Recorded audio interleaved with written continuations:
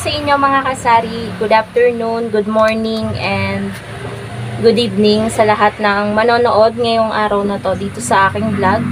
So, ngayon guys ay disperas ng fiesta dito sa aming lugar. Medyo busy kaming lahat dito at medyo madami ding bumibili guys. Sumasabay sa kabisihan. Si partner ayun nagluluto ng handa nung kapatid ko nandito sa harapan. Mamaya guys papakita ko sa inyo. Tapos meron tayong dumating na delivery. Ito ay order ko kahapon from NSD Trading, yung bodega na tinatawag ko guys, yung malapit na wholesaler dito. So nag-order ako ng sting, pero walang dinating na sting, ubos na daw. Buti na lang may cobra. Yung cobra natin meron tayong 2 dosena. So dapat pala inilipat na lang dun para 3 ano to. Kasi may order din akong cobra na green guys. Bali yun nandito ay cobra na dilaw 300 ml. So 190 ang puhunan ng eto guys, ito cobra. Yan. 190 ang puhunan nito dito sa NSD Trading. Kaya kung 20 ang ating bentahan, mayroon lang tayo guys tubo na 50 pesos sa 1 dosena nitong cobra. 50 pesos lang guys yung tubo natin dito.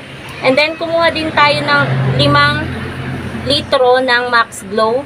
Yung isa-isang litro. Bali, ang puhunan sa kanila ay 29.58. 40 yung bentahan natin. Sa iba, 45 bentahan nun, guys. Kasi nga, mura dito, guys, sa NSD Trading. Tapos, yung Max Glow naman na maliliit, yung pang-20 ko, ang puhunan sa kanila ay 14.79. Diba, mga kasari, murang-mura sa kanila. Sa ibang tindahan naman, ang bentahan nun 25. Dito ay 20 lang. Kasi napag-alaman ko dito sa kabilang tindahan, 22 ang kuha nila. So 3 pesos lang. Pero dito guys, ayan o. Ewan ko kung ba't hindi sila nag-order dito sa malapit na wholesaler. Tapos nag-order din ako ng 2 balot ng lampin na large, yung 15 plus 1. And then, 9 pesos naman ang bentahan ko nun. Bali, pumapatak na ang puhunan nun is 103. 103. I-divide natin, guys. Kasi yung nakalagay dito, yun sa 2 balot, 199.82. Divide natin sa 2. So, 99.91. Divide natin sa 15 pieces. So, 6.66 yung puhunan ng isang diaper. Ang bentahan natin ng diaper is 9. So, iles natin yung 6.66. So, meron tayong tubo na 2.34 kada isang diaper. So, sa isang balot ng diaper naman, meron tayong tubo na 35.1 sa isang balot ng lampin. Tapos, sa 2 balot, ang tutubuin natin ay 70.2. Yun yung tutubuin natin, guys, sa diaper. And then, nag-order din ako, guys, ng Copico Blanca Twin Pack. Ang puhunan sa kanila ay 125. Medyo mura ng konti dito kasi sa Pure Gold. So, 125.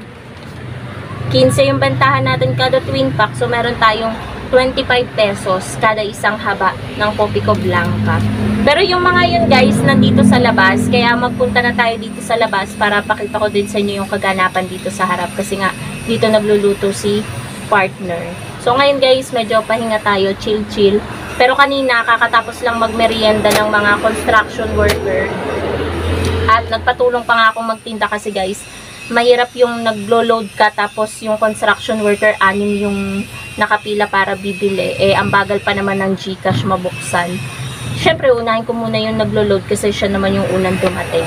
So, yun guys, punta na tayo dito sa unahan, dito sa harap ng tindahan. So, ayan guys, yung ating sari-sari store.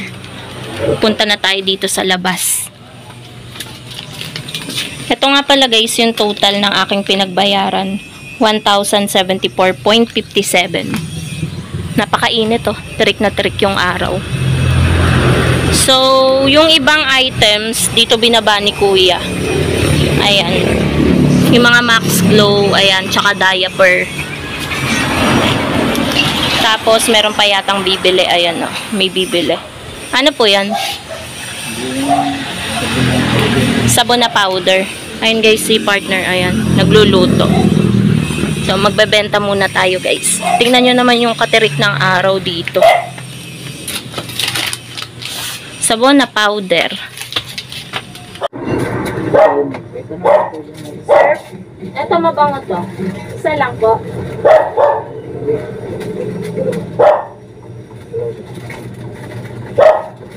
Bago to eh. Saka downy. Ito ang mabango. Pero gusto niya ito, tatluhan. 18 lang, tatluhan. Tatlo? 18. Pero mabango din yan? Oo, sunrise. Dagdagan mo to dalawa. Dalawa pa. Mabula pati yan. Plus isa lang pong downy. Ano ba? 18 po, tatlo. Isa lang po.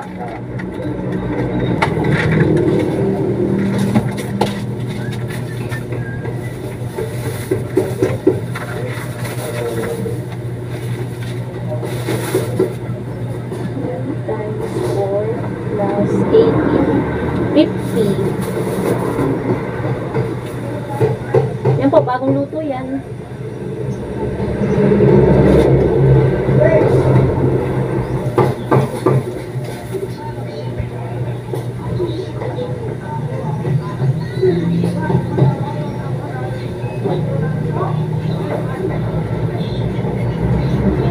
Bali, 75 lang.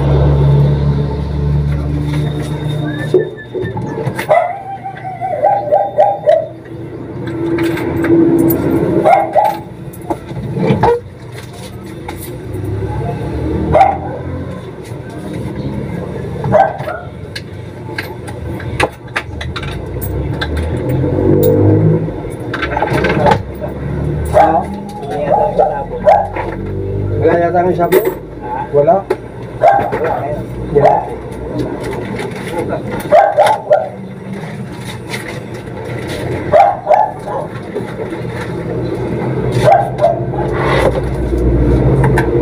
Balik na tayo guys dito. Nagbenta lang tayo ng siopaw, tsaka sabon, tsaka downy.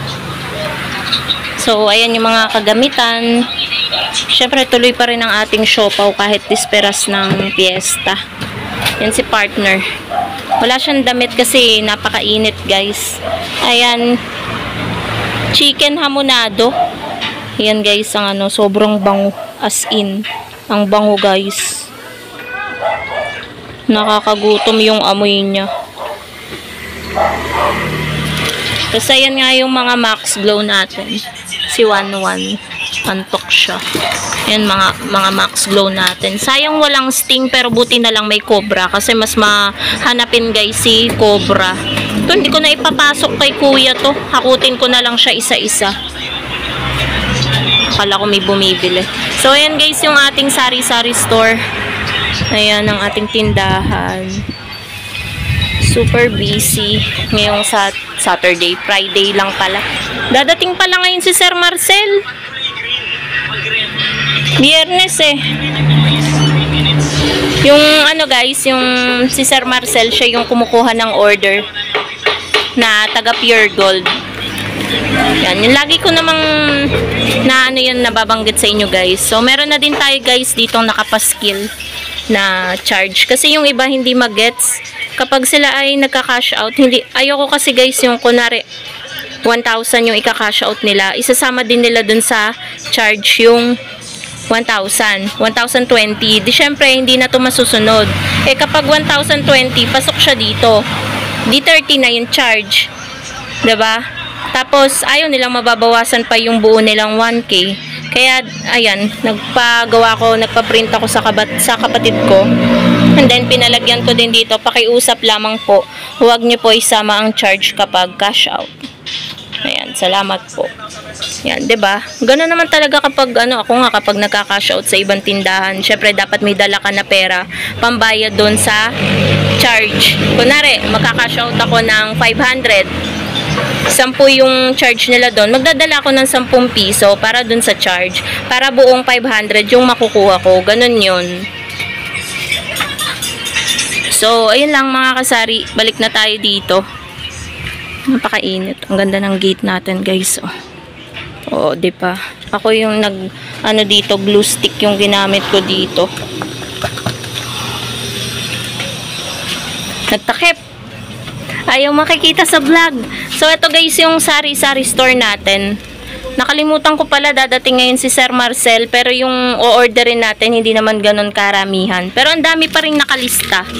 Ang dami pa rin guys. Ayan, nainom ako ng juice. Ang dami ko pa rin nailista dito. Nasaan na ba yun? Ayan o. Yung iba, 'di ba, namili kami ni partner kahapon sa Dali. Ayan yung mga nabili namin o. Yung may check. Kukunti lang, pero ang dami ko pa rin o-orderin pala. Ayan o. Ito, yung walang check dito. Tsaka ito. Yan. Ako na lang magbabanggit nito kay Sir Marcel kasi baka makita niya tong sulat ko na pinaka-title nung vlog. Ako kasi guys, pag nag-upload ng vlog, sinusulat ko na yung pinaka-title para hindi ko na siya iisipin. Para dire-diretso na yung pag-upload natin. So, yun lamang mga kasari. Thank you so much for watching. At yan yung mga kaganapan ngayong disperas ng kapistahan dito sa aming barangay. So, wala namang banderitas, wala naman. Malalaman mo lang na piyesta kasi nangangamoy yung paligid ng mga menudo, mga karne-karne, ganyan, na pinalasahan, yung mga sumusubo-subo na. Tulad nga nung niluluto ni partner doon, ayan o. Amoy na. Nakakatakam yung amoy. So, yun lamang mga kasari. Thank you so much for watching and happy selling po sa inyong lahat. Bye guys!